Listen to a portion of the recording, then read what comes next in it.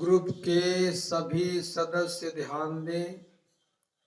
काफी लंबा समय हो चुका है हम लोगों को बैठे बैठे ध्यान करते करते, मगर जो परिणाम सामने आना चाहिए वो मैं देख रहा हूं कि उस गति से परिणाम सामने नहीं आ रहा है। इसका मतलब है आज की भाग दौड़ की जिंदगी में सरल और सामान्य विधियां काम नहीं करेंगी। ये कलयुग है। कलयुग माने मशीन का युग, कल पुर्जों का युग। यहाँ जब तक लैपटॉप है, मोबाइल है, म्यूजिक सिस्टम है, इसका प्रयोग नहीं किया जाएगा, तब तक कलयुग में जो ध्यान की विधियां हैं वो सफल नहीं होंगी। ये बिल्कुल प्रयोगात्मक अनुभव मेरा है और आप भी इसको स्वयं महसूस करेंगे। ये सतयुग नहीं है, ये त्रेता नहीं है, ये द्वापर नहीं है कि आंख बंद किया, मन शांत हो गया और सीधे ध्यान में डूब गए और समाधि का अनुभव ले लिया। पातंजलि का जो पहला सूत्र है, योग चित्ति वृत्ति निरोधेन, यानी योग क्या है? चित्त की वृत्तियां रुक जाए, योग हो गया। तो क्या आसान है कलयुग में चित्त की वृत्तियों को रोकना? कभी युग था, सतयुग था, त्रेता था, द्वापर था, उस समय आप व्यक्ति आंख बंद करता था, ध्यान में बैठता था, थोड़ा बहुत नाम जप किया, श्वासों में जप किया, जपा गया और गहरे तलों में प्रवेश करता चला गया। वो युग दूसरा था। ये कलयुग है। यहां जब तक मन को उखाड़ फेंकने की, मन से अमन में करने की विधियों का पहले प्रयोग नहीं किया जाएगा, तब तक निर्विचारिता का अनुभव नहीं होगा। मन में इतने तनाव भरे हुए हैं, समाज में हर क्षेत्र में इतना कंपटीशन है, इतना दिखावा हो रहा है, इतने विचारों से मन उलझा हुआ है। वहां ऐसे कैसे संभव है कि आप सीधे बैठे और ध्यान में प्रवेश कर जाएं?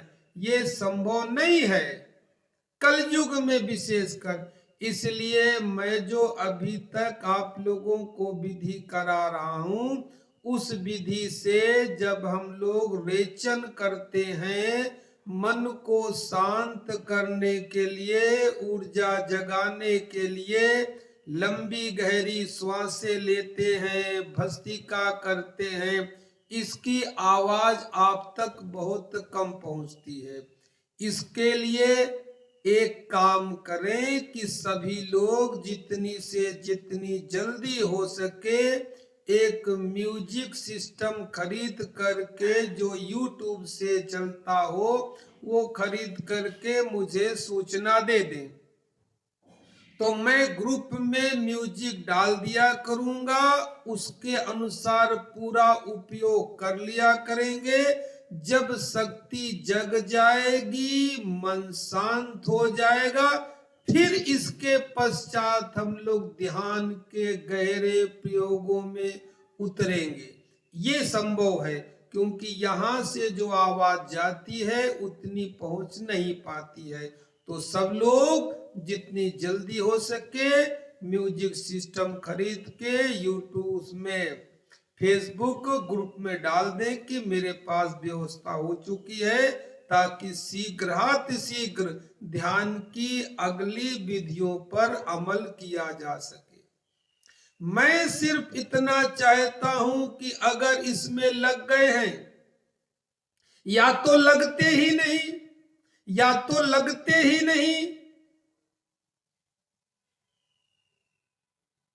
जैसे सामान्य तौर पे लोग अपना पूजा पाठ किया, भवन हवन आरती पूजा पाठ कर रहे हैं, कोई बात नहीं, चल रहा है चल रहा है, संसार भी चल रहा, पूजन पाठ भी चल रहा, लोकारीत से उस तरह करते रहते, कोई बात नहीं। अब जब आपको रहस्य पता चल गया है, धर्म की असलियत पता चल गई है, विधि आपको मिल गई है, तो अब आपको माफ नहीं किया जा सकता। जब तक जानकारी नहीं थी कि धर्म होता क्या है, ध्यान होता क्या है, कुंडली होती क्या है, आत्म तत्व होता क्या है, साधना कैसे होती है, तब तो माफी किया जा सकता था। अब कुदरत के यहाँ माफी का कोई सवाल नहीं। इसलिए जितनी जल्दी हो सके ध्यान में, साधना में प्रगति करनी है तो ये व्यवस्था करनी पड़ेगी।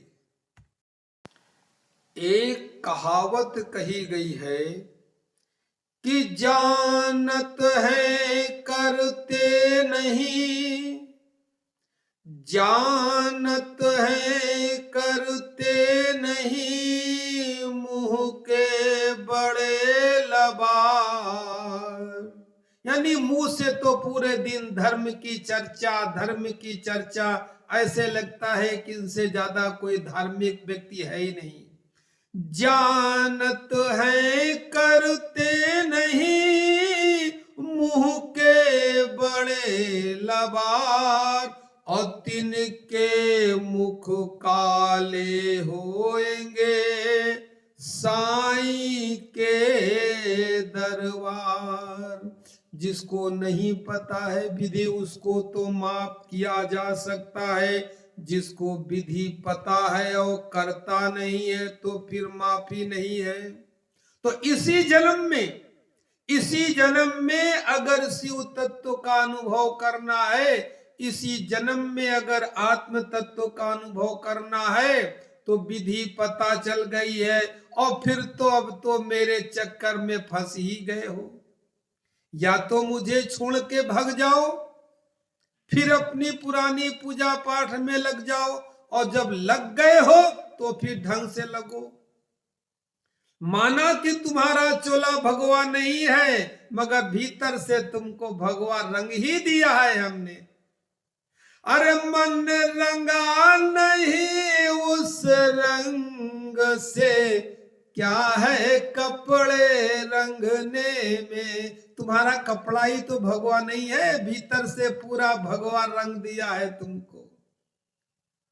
तुमने देखा है हम लोग जो ये चोंगा पहनते हैं ना, जो ये साधु संत चोंगा पहनते हैं, या आपने किसी भी धर्म में पंथ में देखा होगा चोंगा पहनते हैं, इसे अरबी में अल्फी कहते हैं। जो झांगा होता है ना चोंगा, इसे अल्फी कहते हैं। ढीला ढाला कुर्ता, ये ढीला ढाला कुर्ता क्यों होता है इसका भी बहुत बार बता चुके, फिर कभी चर्चा होगी। तो ये अल्फी जो है कौन पहनता है? अल्फी माने होता है चोंगा, बाबा जी का चोंगा। तो आप भले ही चोंगा ना पहने हो, मगर अंदर से तो चोंगा पहना ही दिया है। तो अब इसकी लाज रखिए, ये क्या कह रहा है? अल्फी माने चोंगा, तो चोंगा फकीर से क्या कहता है? फकीर माने फकीर मत समझिए, फकीर माने साधक। आप भीतर से साधक ही हैं और अंतर का चोंगा पहन रखा, ये मानिए। अल्फी ने कहा फकीर से, मत मुझको हाथ लगाना। अल्फी ने कहा फकीर से, मत मुझको हाथ लगाना। चोंगा साधक से कहता है, साधु से कहता है कि मुझे हाथ मत लगाना। और अगर मुझे पहन ही लिया, पहले बात तो मुझे पहनना नहीं, अव्वल तो मेरे हाथ न ले अव्वल तो मेरे हाथ न लिए, लिए तो जीता मर जाइए, फिर लौट के मत ना आइए, हाँ फिर लौट के मत ना आइए, अव्वल से आखिर तक कदी फेर पड़े पछताना। अल्फी ने कहा फकीर से मत मुझको हाथ लगाना, पढ़ पिंगल हो अंधा बहरा, फिर कर ले दुनिया का सेरा, फिर जो चाहे मुझको पहरा,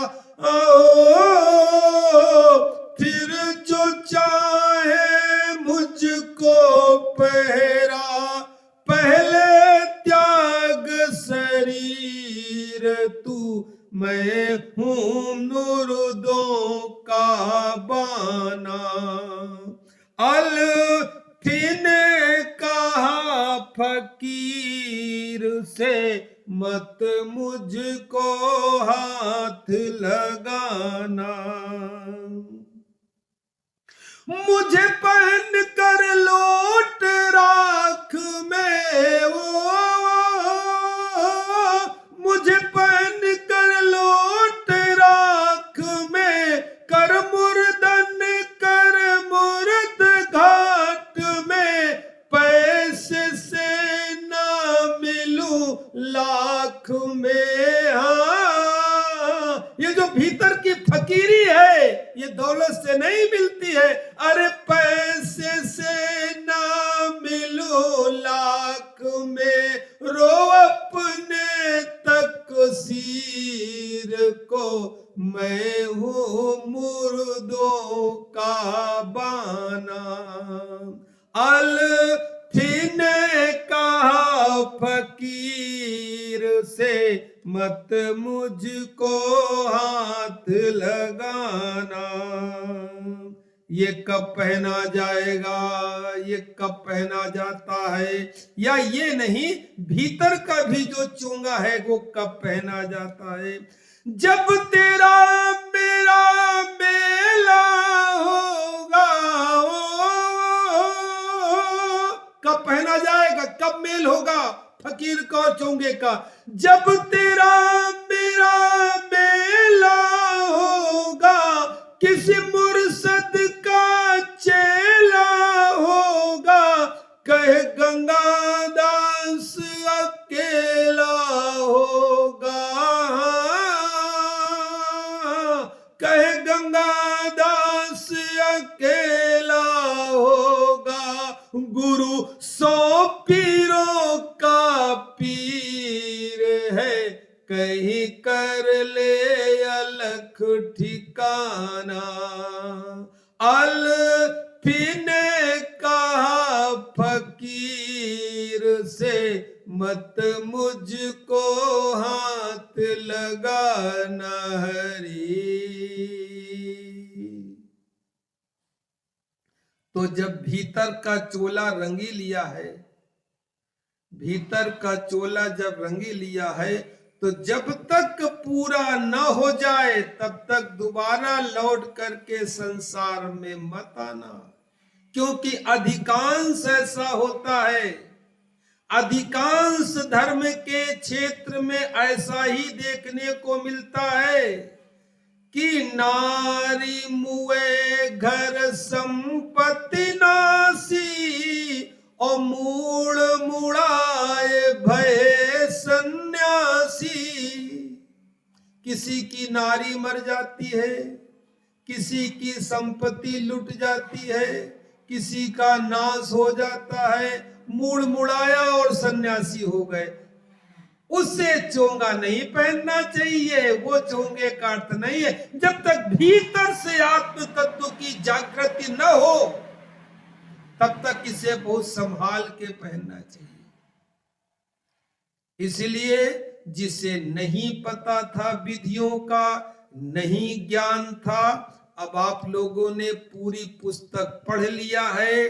धर्म का रहस्य, रामायण का, गीता का, भागवत का, समुद्र मंथन का, देवी भागवत का, शिव पुराण का, शिवलिंग का, इतना ज्यादा श्वासों का, अजपा गायत्री का, दुर्गा जागरण का, रुद्राभिषेक का, इतना सब लोगों ने पुस्तक में पढ़ लिया है कि अब मैं समझता हूं कि पर्याप्त है इतना ज्ञान के लिए।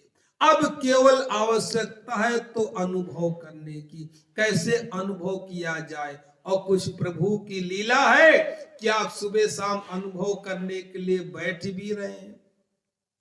तो जब यहां तक आगे आ गए हैं तो एक कदम और बढ़ाइए, थोड़ा पैसा अपने लिए भी खर्च करिए, बढ़िया सा एक म्यूजिक सिस्टम ला करके घर में रखिए। तो हम लोग ध्यान की अगली विधि पे अमल करते, वो विधि बहुत क्रांतिकारी होगी।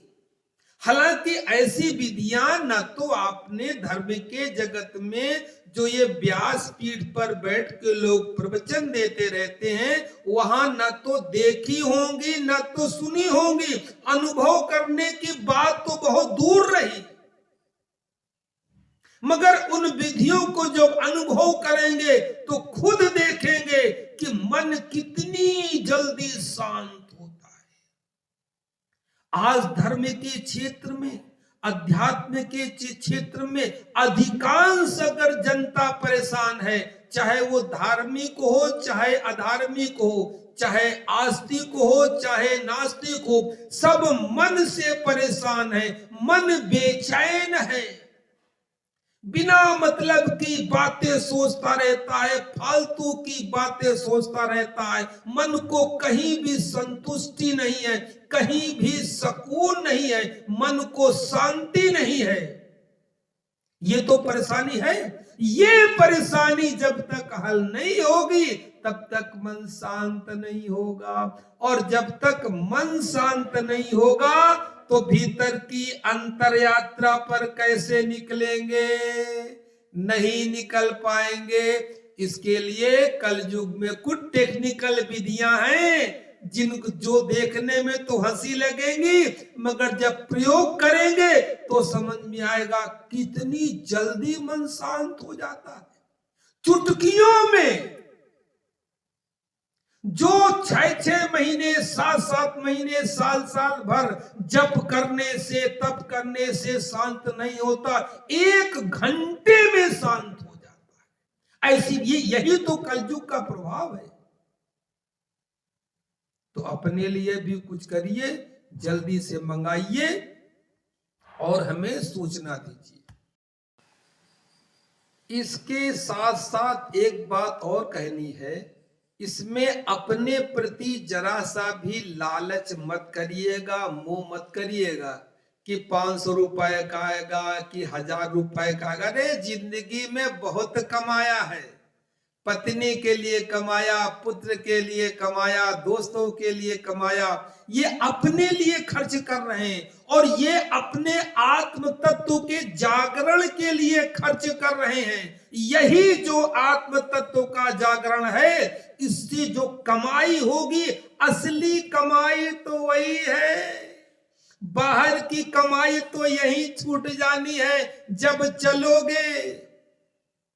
अकेले आया है हर व्यक्ति, अकेले जाएगा, कुछ लेके न जाएगा। आज तक कोई लेके नहीं गया वहां, सब यही धरा का धरा में धरा रह जाएगा। इसलिए जो पूंजी वहां जा सकती है, जो पूंजी वहां जा सकती है, उस पूंजी को कमा लो। वही आत्म तत्व के जागरण की पूंजी है, वही बोध की पूंजी। वहां अकेले जाओगे तो उसके लिए भी तो कुछ पूंजी चाहिए, नहीं तो अकेले परेशान होगे, कोई पूंजी होगी नहीं, यमराज तंग करेंगे, आराम से लेके जाएंगे नहीं, परेशान होगे। अकेले जाना पड़ेगा। अकेले आए हो, इकले दम ना खर्च अधेला, अकेले जाओगे अकेले दम पे, और खर्च करने के लिए कोई संपत्ति है नहीं, आत्म तत्व की समाधि की कोई संपत्ति है नहीं, तो इकले दम ना खर्च अधेला, बिकट पंथ में चले अकेला, सब झूठा रे गया झमेला,